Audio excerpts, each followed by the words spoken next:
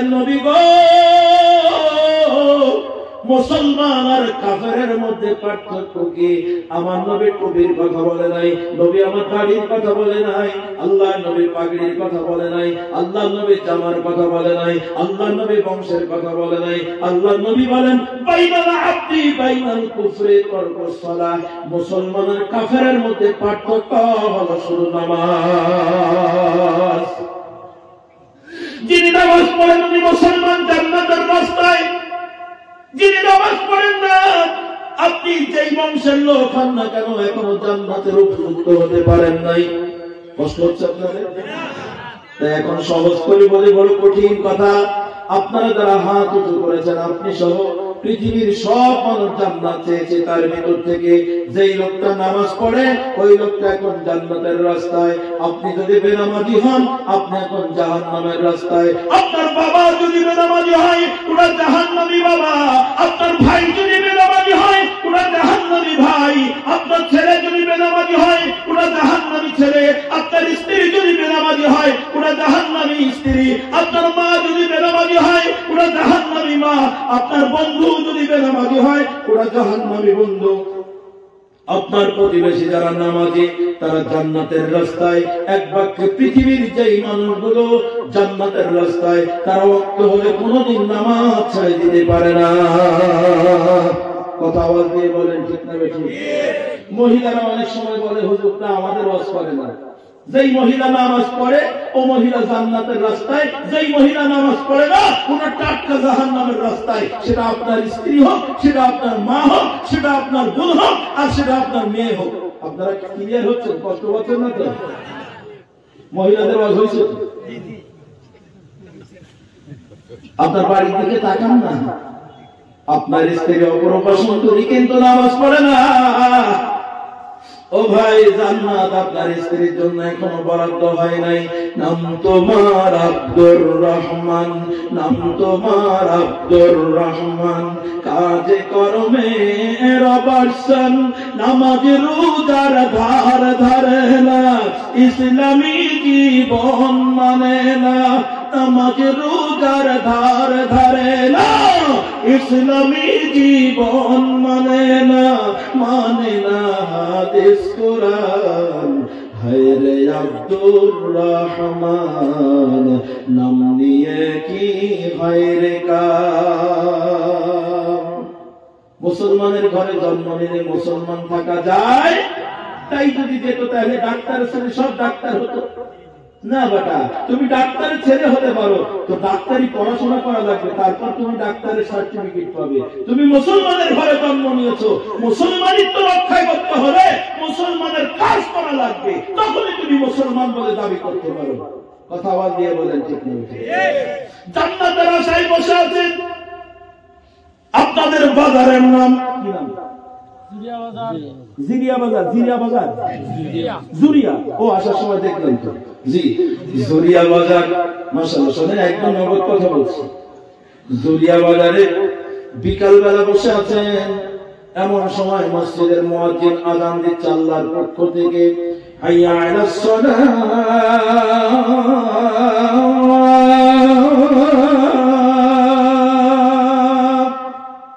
নামাজের বিকাশ,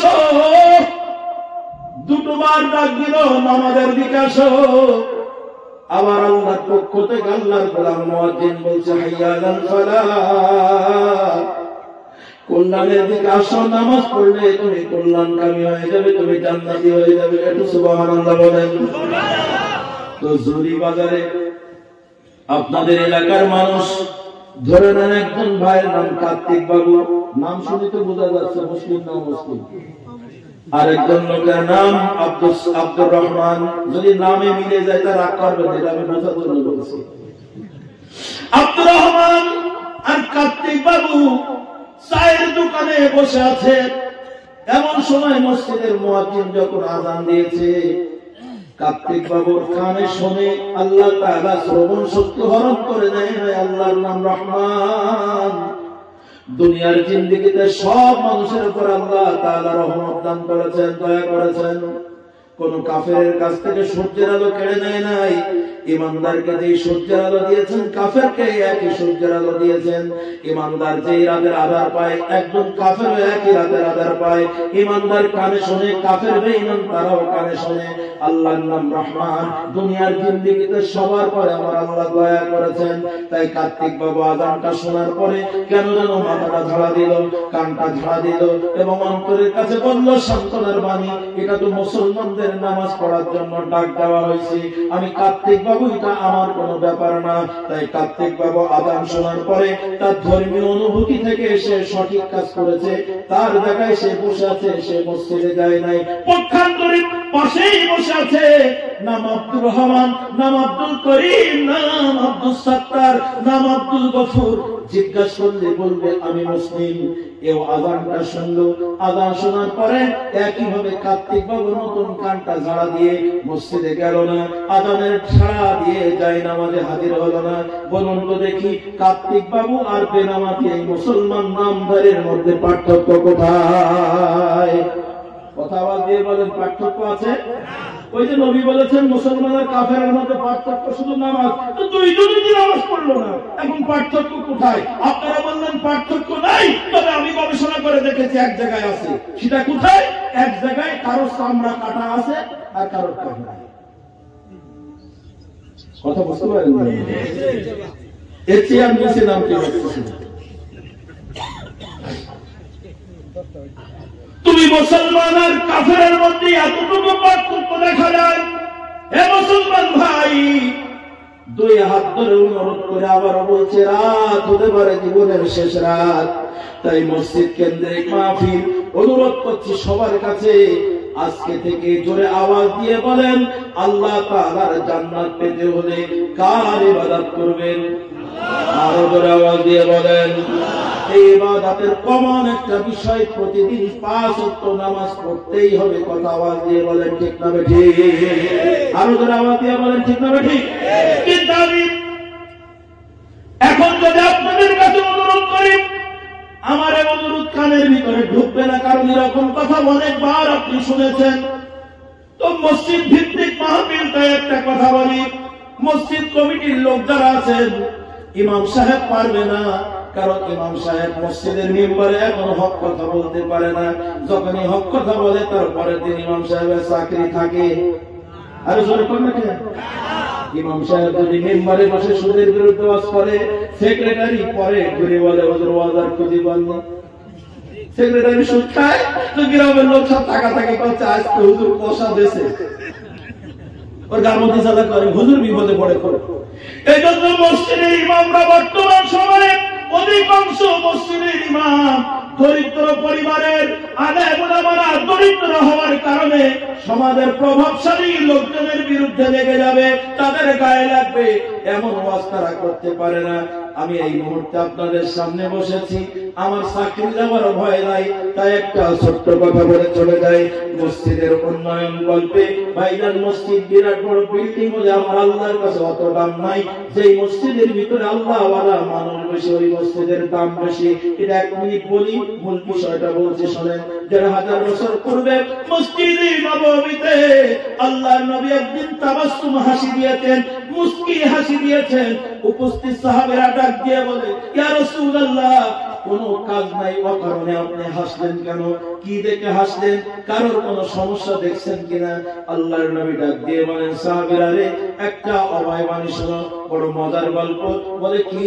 সাহাবাই কেরাম, তোমরা শুনে রাখো, পৃথিবীর কোন জায়গায় যদি 1 লক্ষ রাকাত নামাজ পড়লে যে পরিমাণ সওয়াব আল্লাহ দান করে, মক্কার কাবা ঘরে 1 রাকাত নামাজ পড়লে সেই পরিমাণ সওয়াব আল্লাহ দান করেন। আল্লাহর নবী ডাক দিয়ে বলে, সাহাবীরা রে, পৃথিবীর অন্য কোন জায়গায় 50,000 রাকাত নামাজ পড়লে যে সওয়াব হয়, আমার মসজিদে নববীতে 1 রাকাত নামাজ পড়লে সেই পরিমাণ সওয়াব হয়। কিন্তু একটা বিষয় শুনেন, নবী আমার যখন এই কথা বললেন, তখন মসজিদে নববী খেজুরের পাতা দিয়ে ছাউনি, খেজুর গাছের খুঁটি, নিচের ফলকটা পাকা করা হয় নাই, আলো মাটি, চতুর্দিক থেকে খেজুরের পাতা দিয়ে ঘেরা এই জীর্ণ শীর্ণ মসজিদে নববী এত দামি হয়ে গেল একটাই কারণে, মসজিদে যখন বিলাল আযান দেয় তো বিলাল জান্নাতি মানুষ, আযান দেওয়ার সাথে সাথে যারা মসজিদের ভিতরে ঢুকে যায়, নবীর একজন সাহাবী যারা কালিমা পড়ে মুসলমান বলে দাবি করেছে, একজন মুসলমানও বাইরে করে না, বরং আযান দেওয়ার সাথে সাথে দুনিয়ার সব কাজ করে আল্লাহর ঘর মসজিদে ঢুকে যায়। এজন্য মসজিদে নববী আল্লাহর প্রিয় বান্দাদের উপস্থিত হওয়ার কারণে মসজিদ এত দামি হয়ে গেছে। একটু সবাই ধরে বলবেন না মারহাবা। আপনাদের গ্রামের মসজিদের উন্নয়ন কল্পে মাহফিল, আমি এই মুহূর্তে আপনাদের কাছে টাকা পয়সা চাই না, মসজিদের উন্নয়নের জন্য বলছি। আবারও বলছি, ইমাম সাহেব পারবে না, মসজিদ কমিটির সভাপতি যিনি আছেন উনি প্রভাবশালী মানুষ, নামি দামি মানুষ, সমাজে তার দাম আছে, মূল্যায়ন আছে। সেক্রেটারি যিনি, উনার সমাজে মূল্যায়ন আছে, দাম আছে। মসজিদের মেম্বারে একটা বার দাঁড়িয়ে বলতে হবে, আজকে শুক্রবারের দিন ঘোষণা করলাম এই মসজিদে যেই লোকটা নামাজ পড়ে না, এই মহল্লায় যেই লোকটা নামাজ পড়ে না, মসজিদের ভিতরে একটা পবিত্র খাটিয়া আছে, এই খাটিয়াটা মসজিদে কোনো বেনামাজি মানুষের উঠতে দেওয়া হবে না।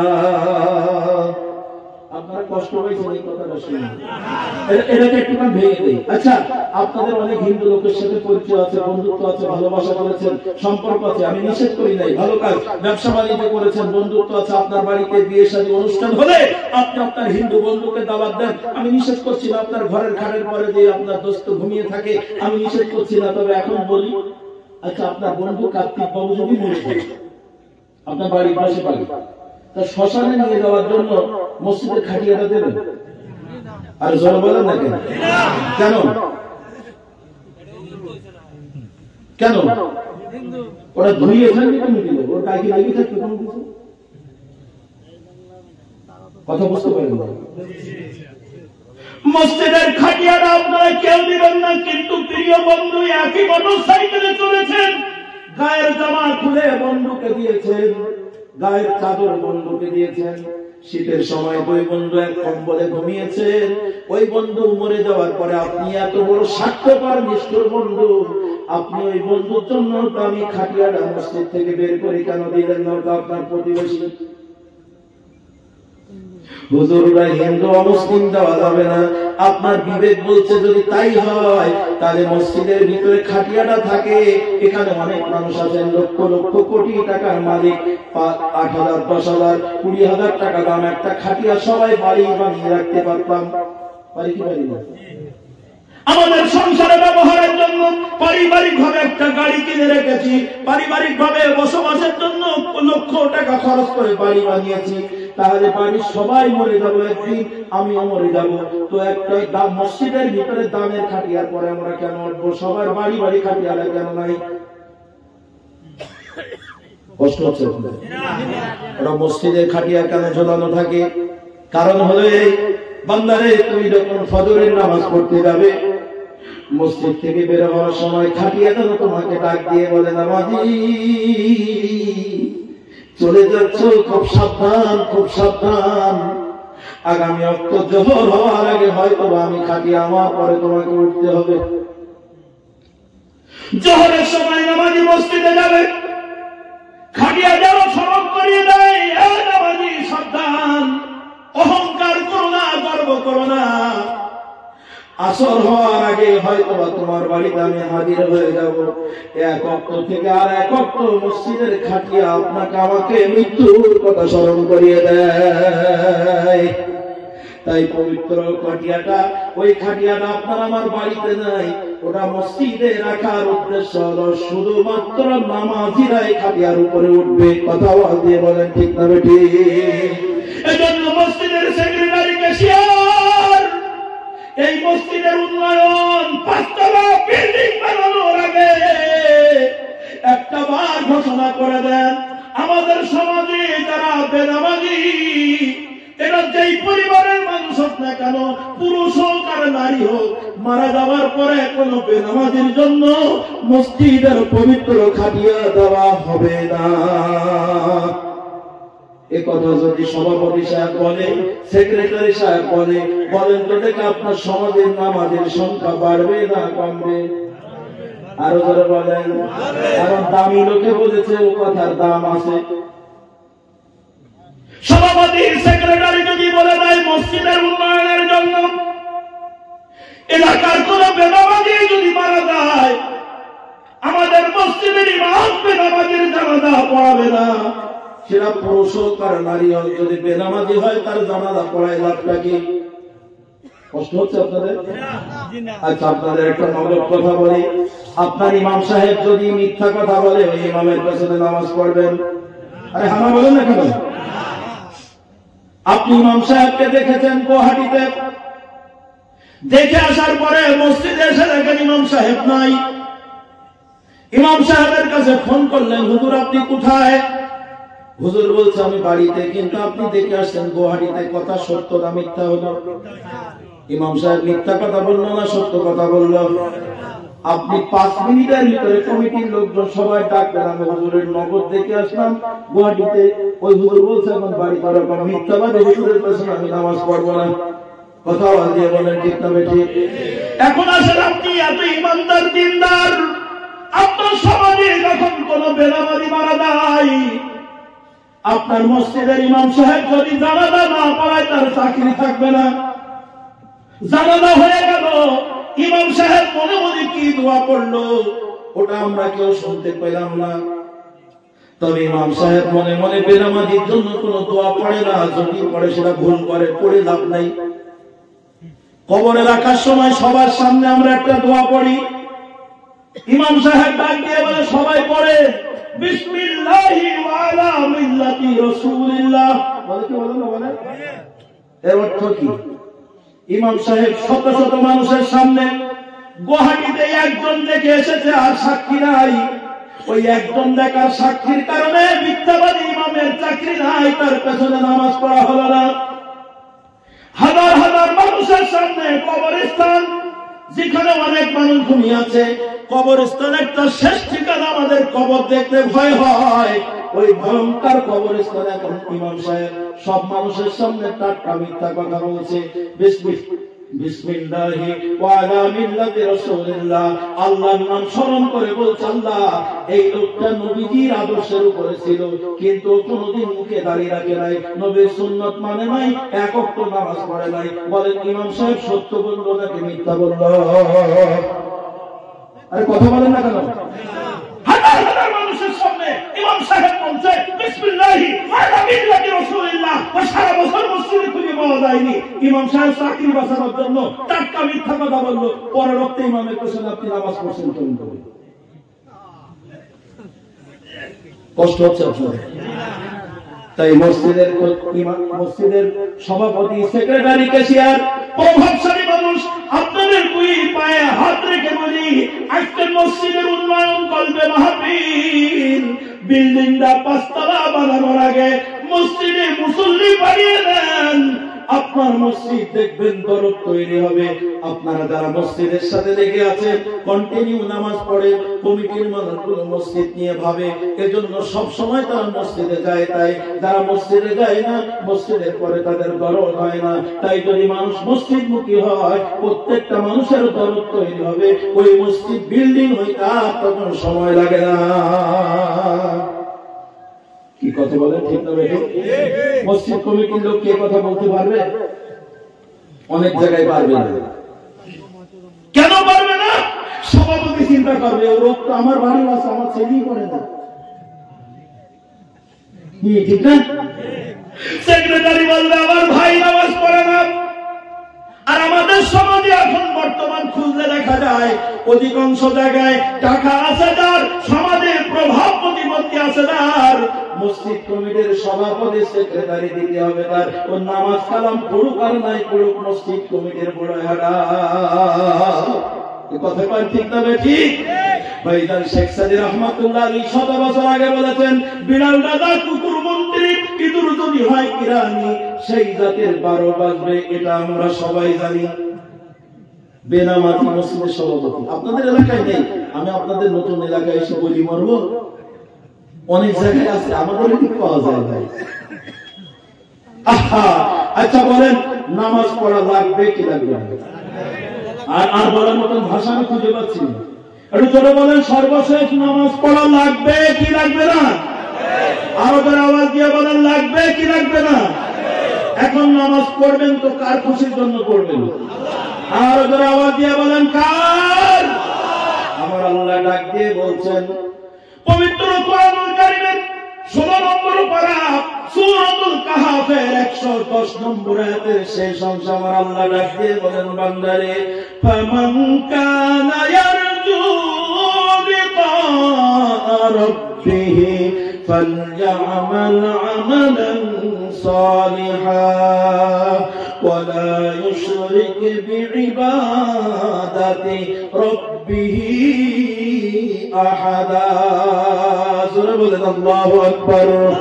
আমার আল্লাহ ডাক দিয়ে বলেন, ফামান কানা ইয়ারজু লিকা রাব্বিহি, আমার যেই বান্দা আমি আল্লাহর দিদার পেতে চাই, আমি আল্লাহর সাক্ষাৎ পেতে চাই, এখানে যত মানুষ আছেন সবাই তো হাত উঁচু করে জান্নাত চেয়েছিলেন, আমি কথা একটাও ভুল বলছি না, আমারও ফিরে আসেন, আপনার কথা দিয়ে আপনাকে বুঝাইতে চাই। ১,৫০০ বছর পূর্বে সাহাবায়ে কেরাম আমার নবীকে জিজ্ঞাসা করেছিলেন, নবী গো আল্লাহর সাক্ষাৎ পাওয়া যাবে কোথায়? আল্লাহর নবী ডাক দিয়ে বলেন, আমার উম্মতেরা রে, আল্লাহ তাআলা যেদিন কিয়ামতের ময়দানে বিচার ফয়সালা করবেন, মানুষ জান্নাত জাহান্নাম যেদিন সাবিত হয়ে যাবে, একদল মানুষ কর্মের কারণে জাহান্নামে চলে যাবে, আর একদল মানুষ কর্মের কারণে জান্নাতে চলে যাবে। জান্নাত জাহান্নাম যখন ফাইনাল হয়ে যাবে, ওই সময় আমার আল্লাহ তাআলা সরাসরি বিচারকের সিংহাসন থেকে নেমে জান্নাতের ভিতরে প্রবেশ করবে এবং জান্নাতি মানুষদেরকে ডেকে ডেকে ডেকে ডেকে গল্প করবে। সুবহানাল্লাহ বলা যাবে না?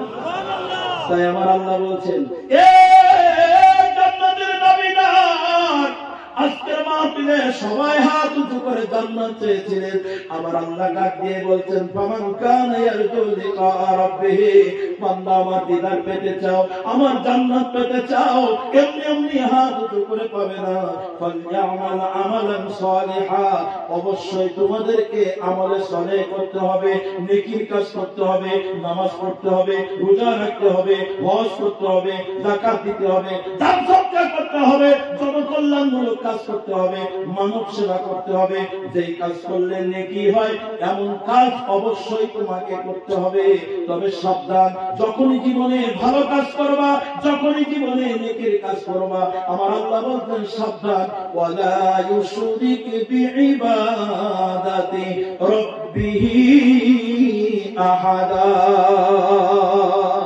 ইবাদতের ক্ষেত্রে আমি আল্লাহকে খুশি করা বাদ দিয়া অন্য কারোর খুশির জন্য যেন তোমার ইবাদত না হয়। কার কথা? আরো জোরে আওয়াজ দিয়ে বলেন, কার কথা? হ্যাঁ, আমার নবী এ কথার সাপোর্টে ডাক দিয়ে বলছেন, লা তাদখুলুল জান্নাতা রিয়াউন। হাদিসটা বুখারী এবং মুসলিমের। আল্লাহর নবী বলেন, লা তাদখুলুল জান্নাতা রিয়াউন, লোক দেখানো ইবাদতকারী কখনো জান্নাতে যাবে না। আজকের মজলিসে যারা ইবাদত করবেন আল্লাহর সন্তুষ্টির জন্য করবেন, নামাজ পড়বেন আল্লাহর সন্তুষ্টির জন্য পড়বেন, রোজা রাখবেন আল্লাহর সন্তুষ্টির জন্য করবেন, হজ করবেন আল্লাহর খুশির জন্য করবেন। এই কথা বলার উদ্দেশ্য একটা হাদিস বলে 2 নম্বর বিষয় চলে যাবে, লম্বা করব না, হৃদয়ের কান দিয়ে শুনে নিন। আল্লাহর নবী রহমতে আরবে বলেন, কিয়ামতের ময়দান যেদিন কায়েম হয়ে যাবে, ওই সময় এক শ্রেণীর নামাজীদের নামাজ আমার আল্লাহর দরবারে কবুল হয় নাই, ওই নামাজগুলো আমার আল্লাহ নামাজের মুখে ছুঁড়ে ছুঁড়ে মেরে দেবে। এক শ্রেণীর দুনিয়ায় রোজাদার রোজা রেখেছে, ওই রোজা আল্লাহর কাছে কবুল হয় নাই, বরং ওই রোজাগুলো আমার আল্লাহ বান্দার মুখে ছুঁড়ে মেরে দিবে। এক শ্রেণীর মানুষ দান সদকা করেছে, দানগুলো আমার আল্লাহর কাছে কবুল হয় নাই, ওই দানগুলো আমার আল্লাহ বান্দার মুখে ছুঁড়ে মেরে দিবেন। বান্দা কেঁদে কেঁদে বলবে, রব্বুল আলামিন, নামাজ পড়েছিলাম কিন্তু নামাজ আমার মুখে ছুঁড়ে মেরে দেওয়া হলো কেন? আল্লাহ, রোজা রেখেছিলাম কষ্ট করে, ওই রোজা আমার মুখে ছুঁড়ে মেরা দেওয়া হলো কেন? আল্লাহ, হজ করেছিলাম, ওই হজ আমার মুখে এখন ছুঁড়ে কেন মারা হলো? আল্লাহ ডাক দিয়ে বলবেন, বান্দা রে, তুমি দুনিয়ায় হজ করেছিলে তোমার অন্তরের খবর আমি জানি। শুরুতেই বলেছিলাম আমাদের অন্তরের খবর কেউ জানে না, তিনি জানেন। জোরে বলেন তিনি কে? আল্লাহ বলে বান্দা আমি তোমার অন্তরের খবর জানি। বারবার আমি প্রশ্ন আউট করে দিয়েছি, উলামায়ে কেরাম তোমার কাছে খবর দিয়েছিল, ও বান্দা তুমি হজ করেছিলে আমি আল্লাহর খুশির জন্য করো নাই। তুমি হজ করেছিলে মানুষ তোমাকে হাজি বলবে, তোমার সম্মান বাড়বে, মর্যাদা বাড়বে। কোন জায়গায় যখন দাওয়াত দেওয়া হয় তোমার যদি হাজি সাহেব বলা হয় তুমি খুশি হও, যদি হাজি সাহেব না লেখা হয় তাহলে তুমি রাগ করো। আপনাদের এলাকায় ওরকম পাজি মনে হয় নাই? তবে অনেক জায়গায় আছে হাজি সাহেবেরা হাজি না বললে খুব রাগ করে, আমার কাছে নগদ প্রমাণ হয়েছে।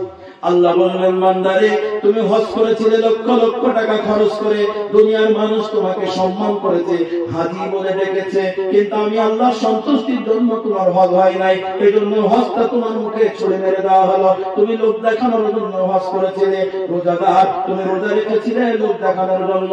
যদি রোজা না রাখো বাড়ি খাবার রান্না করে না তোমার মা, রান্না করবে না তোমার স্ত্রী, রোজা যদি না থাকে না খেয়ে থাকা লাগবে, তার সেই থেকেই যায়। তাই এই রোজা আমার আল্লাহর কাছে কবুল হলো না, এই রোজা আমার আল্লাহ তোমার মুখে ছুড়ে মেরে দেবেন। এভাবে আমাদের ইবাদত বندگی গুলো আল্লাহ তাআলা আমাদের মুখে ছুড়ে ছুড়ে মেরে দিবেন। তার বাস্তব আর একটা প্রমাণ দেয়। আমাদের সমাজে অনেক মানুষ আছে যেহেতু মসজিদ কেন্দ্রিক মাহফিল, এটা হলো ইবাদতের সর্বোচ্চ জায়গা। আমরা আমাদের সমাজে অনেক আছে আমরা মুসলমান, আল্লাহু আকবার, আমরা সবাই জান্নাত কামনা করেছি, সারা সপ্তাহ নামাজ নাই। কিছু মানুষ আছে তাদের শুধু শুক্রবারে পাওয়া যায়। আপনাদের কি করে আসেনি? ভাই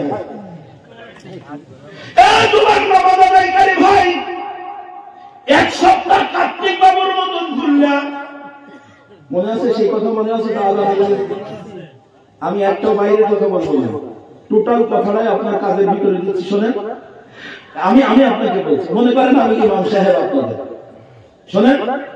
ও শুক্রবারে আসা মুসল্লি ভাই, আপনার মাথায় টুপি, সুন্দর পোশাক পরা, গোসল করে এসেছেন, আপনাকে মুসলমান দেখা যায়। এক সপ্তাহ কার্তিক বাবুর মতন ঘুরেছেন, মসজিদের আঙ্গিনায় পাওয়া যায় নাই। আজকে জুমার নামাজের দিন কেন আপনি মসজিদে আসলেন? আপনি হয়তো বললেন হুজুর জুমার নামাজ পড়া আল্লাহর হুকুমটাই এসেছি।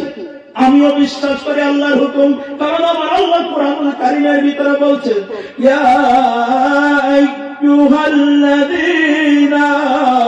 আমানু ইযা নুদিয়া লিস-সালাতি মিন ইয়াউমিল জুমআহ ফাসআউ ইলা যিকরিল্লাহি ওয়া দারুল বাই'।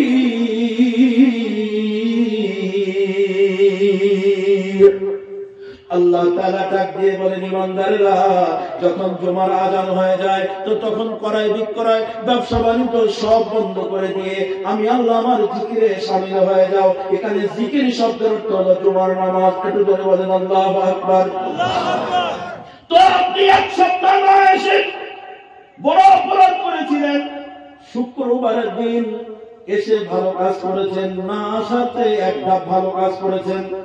তবে শোনেন, এ শুক্রবার আসা ভাই, আমি আপনার কাছে জিজ্ঞাসা করছি, ও ভাই এক সপ্তাহ পাওয়া যায় নাই, জুমার নামাজ পড়ার জন্য আমার আল্লাহ হুকুম করেছেন একবার, আর প্রতিদিন 5 ওয়াক্ত নামাজ পড়ার জন্য আমার আল্লাহ হুকুম করেছেন প্রত্যক্ষ পরোক্ষ 82 বার।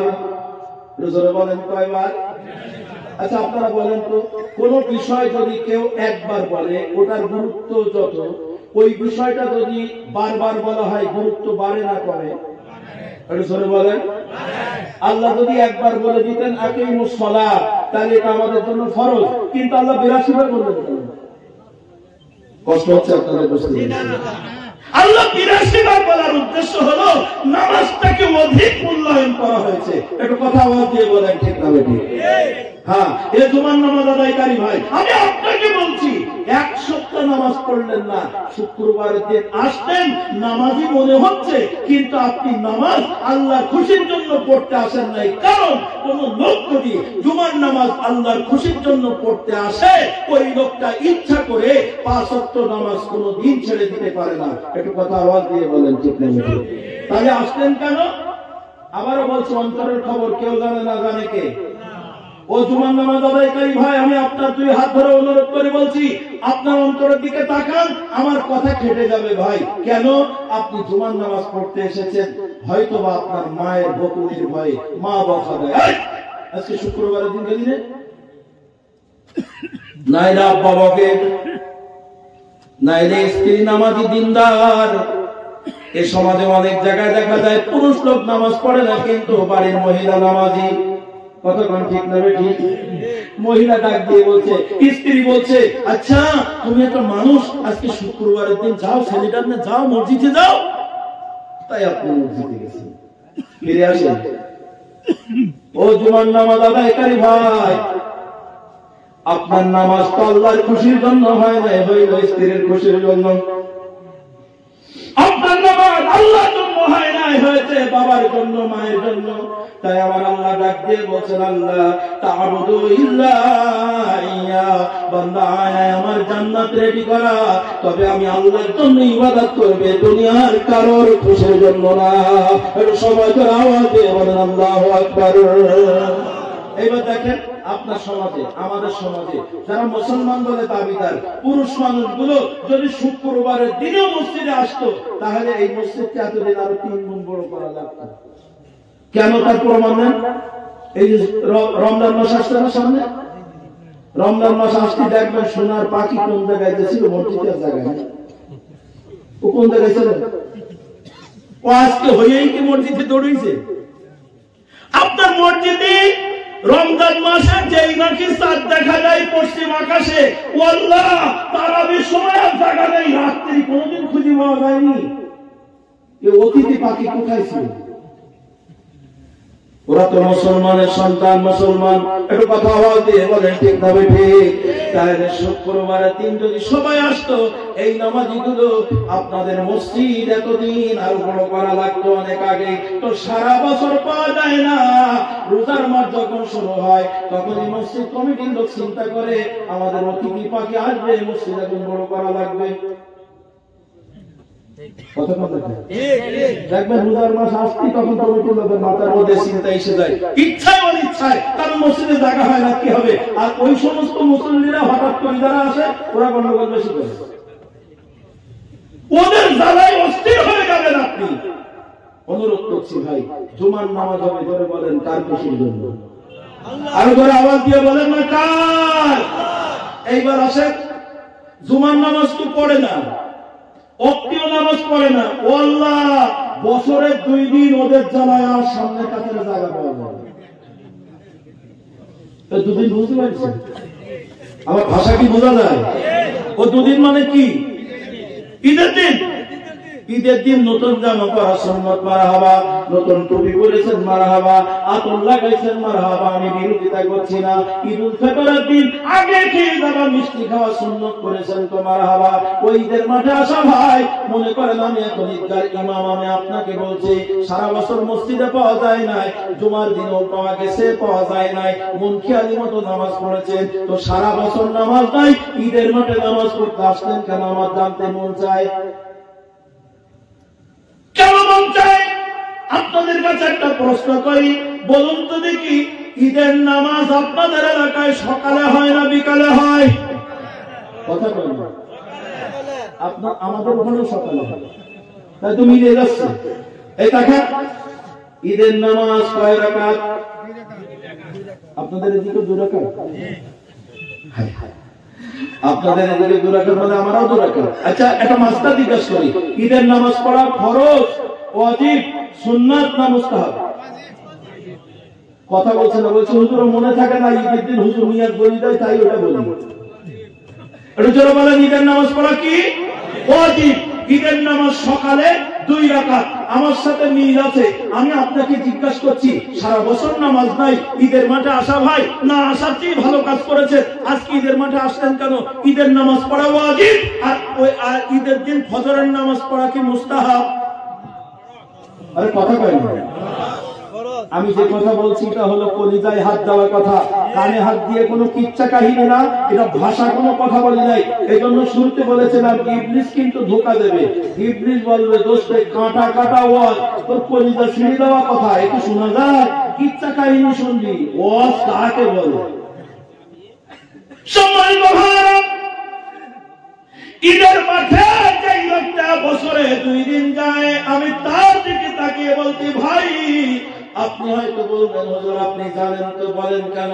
কি জানি হুজুর, আমাদের মুসলিম সমাজ, আমাদের পরিবার ফজরের নামাজ না পড়লে আমার আব্বা বুড়ো মানুষ মসজিদে যায়, আমি যুবক ছেলে ঘরের ভিতরে ঘুমাই, আমার আব্বা আমাকে ডাকে না, হুজুর আমার স্ত্রী আমার পরে রাগ করে না, হুজুর আমার সন্তান আমাকে আব্বা বলা বন্ধ করে না, হুজুর আমার পাড়ার লোক আমাকে চাপ চাপ দেয় না, মসজিদে দান আমার কাছে চায়, নামাজ পড়ার জন্য আমাকে এই পরিমাণ জোর করে চায় না হুজুর। এজন্য সমাজে 5 ওয়াক্ত নামাজ না পড়লে কোনো প্রতিক্রিয়া নাই হুজুর, জুমার নামাজ না পড়লে সমাজে চাপাচাপি নাই, আমার স্ত্রী আমার কাছ থেকে তালাক হয়ে যায় না, আমার সন্তান আমাকে আব্বা বলা বন্ধ করে না, যদি জুমার নামাজ না পড়ি আমার শ্বশুর কোনোদিন বলে নাই জুমার নামাজ পড়ে না, ওই ছেলের কাছে আমার মেয়ে রাখবো না, ছাড়িয়ে নেব, এমন কোন কথা আমার সমাজ কোনোদিন বলে না, এমন কোন সমাজ, এমন কোন কথা আমার পরিবার বলে না, এমন কোন কথা গ্রামের মানুষ আমার বলে না। কিন্তু হুজুর জানেন না, আজকে ঈদের নামাজ যদি না পড়তে আসে আমার গ্রামে, আমার বাড়ি, সব জায়গায় মানুষ আমার খারাপ বলবে, তুই তো মানুষ না, তো ঈদের নামাজটা বললি না, কি কথা ঠিক বলেছি হুজুর? তাই সমাজ রক্ষা করতে এসেছি, ঈদের নামাজ যদি না পড়ি শ্বশুর বাড়ি যাবো কোন লজ্জায়, আমার সন্তান আমার বলে আব্বা তোমার মতন মানুষ দেখা যায় না, ঈদের মাঠে তোমার পাওয়া গেল না, সব মানুষ লজ্জা দেবে, তাই আমি নামাজ পড়তে এসেছি। আমার নবী এই জন্য ডাক দিয়ে বলছেন, আমার উম্মত শোনো, হাত উঁচু করে জান্নাত চেয়েছো, সাবধান সাবধান, যখনই ভালো কাজ করবা ওয়ালা ইউশরিক বিইবাদাতি রাব্বিহি আহাদা, আমার আল্লাহ বলছেন খবরদার ইবাদতের ক্ষেত্রে আমি আল্লাহর সাথে শিরিক করব না। আর নবী বলেন লা তাদখুলুল জান্নাতা রিয়াউন, লোক দেখানো ইবাদতকারী কখনো জান্নাতে যাবে না। অবুঝ মন কার লাগিয়া কান্দ দিবারাতি,